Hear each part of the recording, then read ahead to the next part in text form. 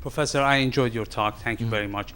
Professor, your tone has been quite optimistic and has been very upbeat. If you don't mind, I'm going to bring an issue that, a couple of issues that are, let's say, they're negative.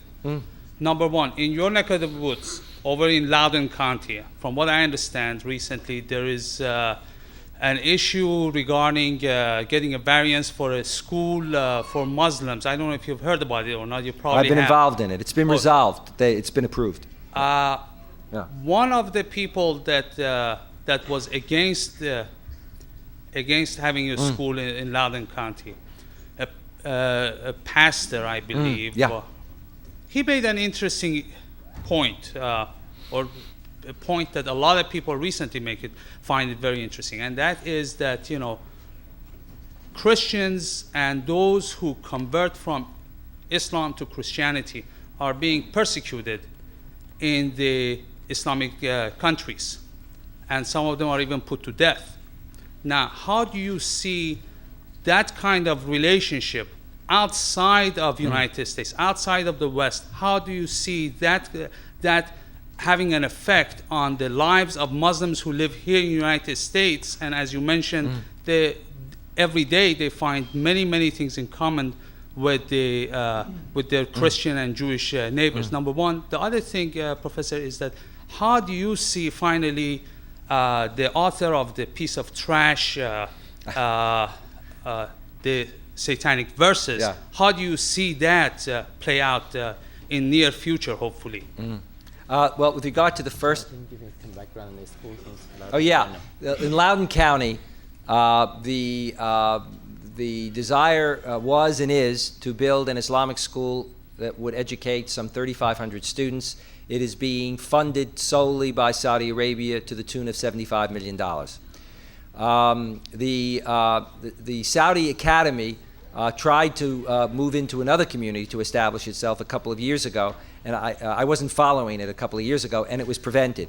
In Loudoun County, everything looked fine, and then all of a sudden you had a number of people in the community come forward, including this pastor, who at one point, and then he mellowed and became, at least came up with a kind of rational argument. But initially I was called one night and told that there was a pastor who was threatening to turn out 4,000 people who was against this and was even, being threatening.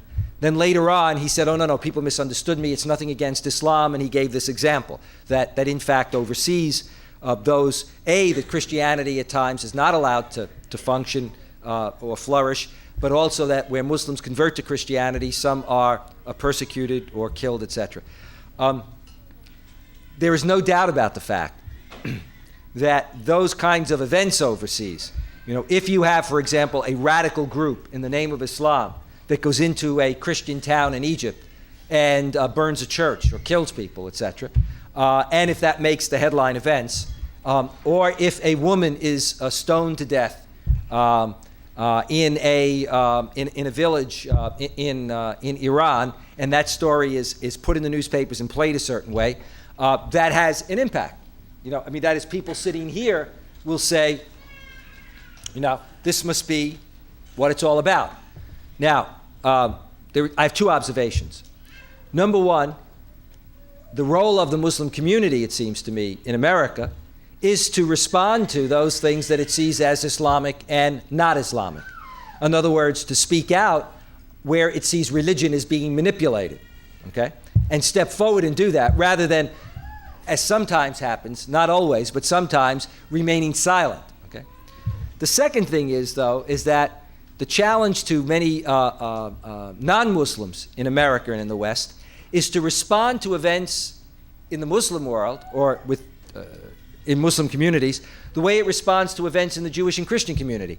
That is, if you have a Christian group like David Koresh's group or Jonestown, and it commits an event, nobody says that's what Christianity's about. They say they're a bunch of extremists or nuts who are doing that in the name of Christianity.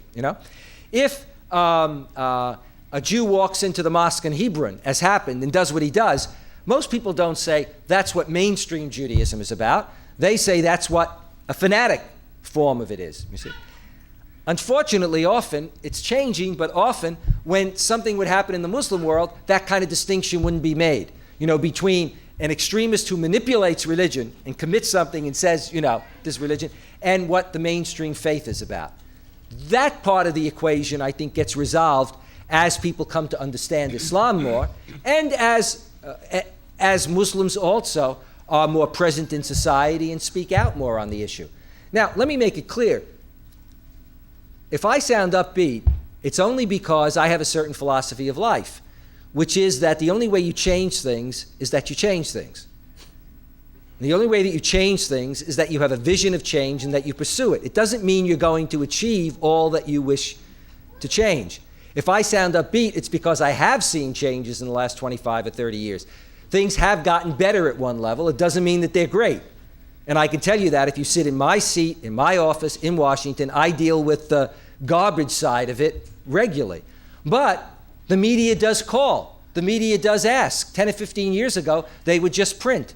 I can tell you right now that a major international network called me about 2 weeks ago.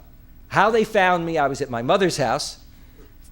They found me, and they called solely for the reason of framing that issue. You remember there was a report that a number of radical groups had come together and called for the killing of Americans and Westerners overseas under bin Laden's leadership, etc. There's this whole thing. This major communications outfit called me up and said, we want to understand this story better so that we can frame how we're going to respond both tomorrow and in the next few weeks. That never would have happened before. On the other hand, you have a lot of other stuff out there that's still a problem. And on the Loudoun County, I can tell you that... Professor, excuse me. Yeah.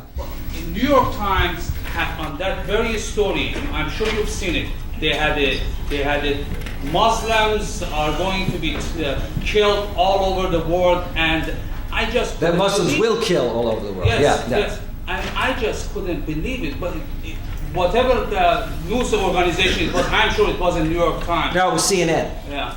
But even with the Times, realize, okay, who's also making the problem? It's not just the New York Times. It's the fanatics that are saying it. You know what I mean? It's the extremists that are saying it, and that plays into what the problem with the media is. On the Loudoun County, that has been resolved, A, and B, I can tell you that the Washington Post is doing a major Sunday story on it. I don't know what it'll look like, so I can't take responsibility, but I can tell you that that reporter is spending weeks. He called me up not only to interview me, he asked me to give him the names of Muslims all over the place. Newsweek and U.S. News and World Report are going to have cover stories on Islam in America, and I know for a fact they have gone out of their way to interview Muslims all over the place, including Muqtada Khan. Yeah, 5 minutes, go ahead.